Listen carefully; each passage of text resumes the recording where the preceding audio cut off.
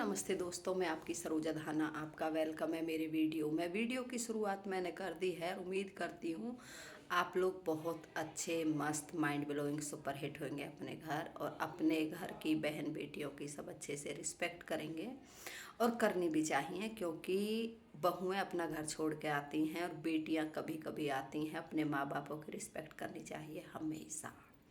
तो जी, मेरा वीडियो है कंट्रोवर्सी और वीडियो आया है पंकज के ऊपर।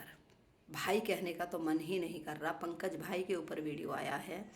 कल वो मेरी लाइव में आए थे और उन्होंने रंभा दीदी को काफ़ी उकसाया। उनके लिए बोल रहा था, रंभा हमारी बहुत अच्छी दोस्त थी, हमसे 4-4 घंटे बात करती थी। बताइए रंभा क्या क्या बात करती थी, बता दें सबको आप क्या बात करती थी हमसे। और आपका बेवड़ा पति है, उसको संभालिए। यहाँ लाइव में क्या कर रही हो? पहले बोला था ये रंभा कौन है, हम नहीं जानते रंभा को। जब मैंने बोला कि वो ही रंभा है जिसकी आपने रिकॉर्डिंग डलवाई थी, तो बोले ओहो वो रंभा है। अरे रंभा, आप यहाँ क्या कर रही हो? बेवड़े पति को संभालो। वो पति तुम्हारा पैसा भी नहीं देता, तुम्हारा पति बेवड़ा है, वो पी के गिर गया होगा कहीं।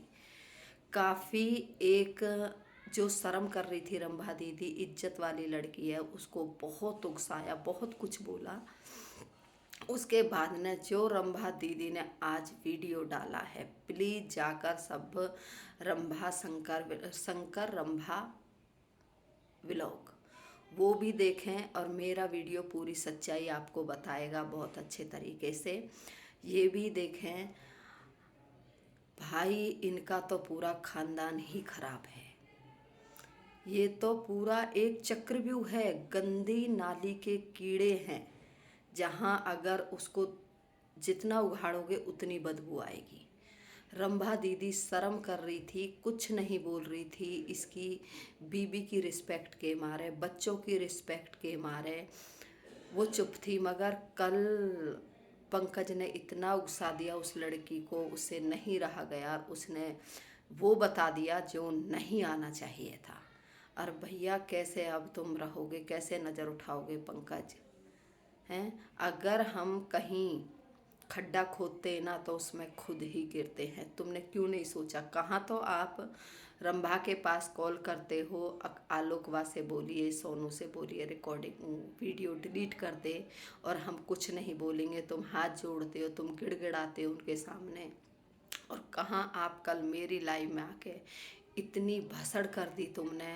रंभा ने तुम्हारा कच्चा चिट्ठा सामने ला दिया।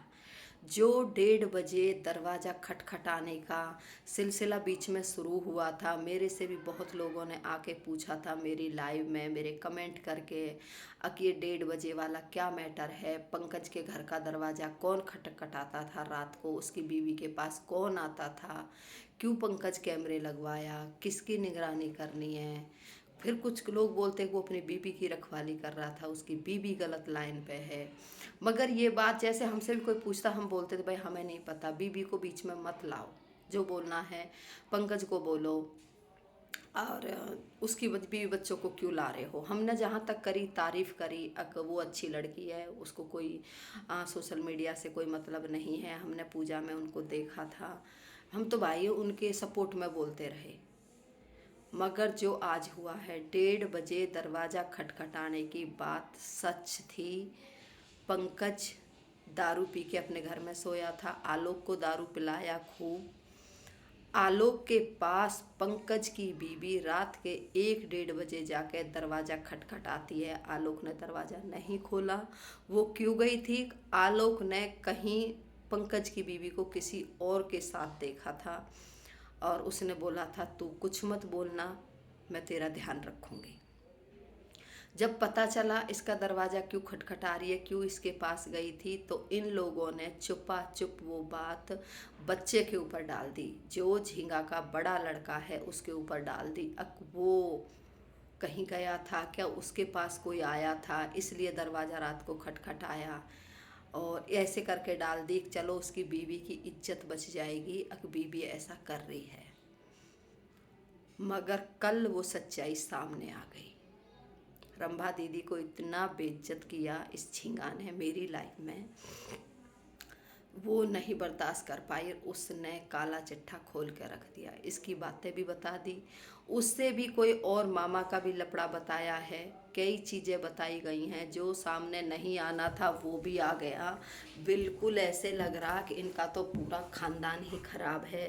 पंकज कहीं और मुंह मार रहा है और बीबी कहीं और मुंह मार रही है, बच्चों को भी बीच में ला रहे हैं। हो सके बच्चों को भी बाद में खुल के आ जाएगा।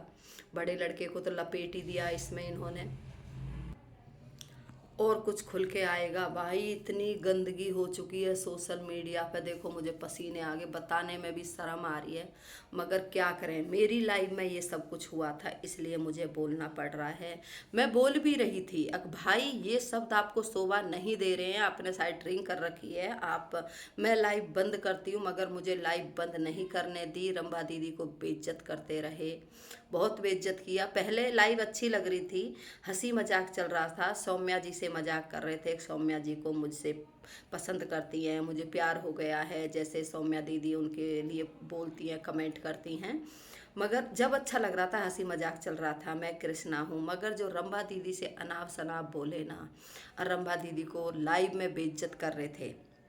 उन्होंने बोला भी, अगर 4 घंटे मैंने तुमसे बात करी है तो तुम मेरी रिकॉर्डिंग डाल दो। इन्होंने फ़ोन किया था, रिकॉर्डिंग पूरी रंभा दीदी के फ़ोन में पड़ी है, जो कि रंभा दीदी की आवाज़ तो बेचारी की गुस्से में कुछ समझ में आ रही है, कुछ नहीं आ रही, मगर इसकी साफ साफ आ रही है जो भी ये बोल रहा है। ये बोल रहा है आलोक मेरा पैसा लेके भागा, रंभा मना कर रही है कि नहीं लेके भागा। सेकंड, फिर इसका कहना कि नेपाल से बोकारो कैसे आ गया आलोक बिना पैसे के।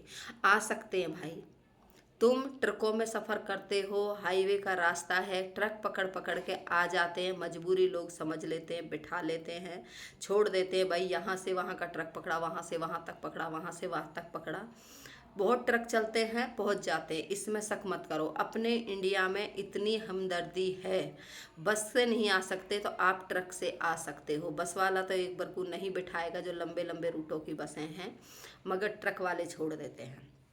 बहुत कई बार ऐसा होता, किसी की जेब कट जाती है, कुछ हो जाता।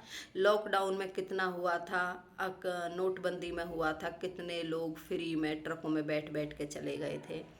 तो ये बात मैं मानती हूँ, आ गया होगा। रही पैसे की बात, ये बोल रहा अगर चोरी नहीं किया तो मेरे पास हिसाब करने क्यों नहीं आया। इसका ये भी तो आता है, तू क्यों नहीं गया हिसाब करने, तूने रंभा को कॉल क्यों नहीं किया।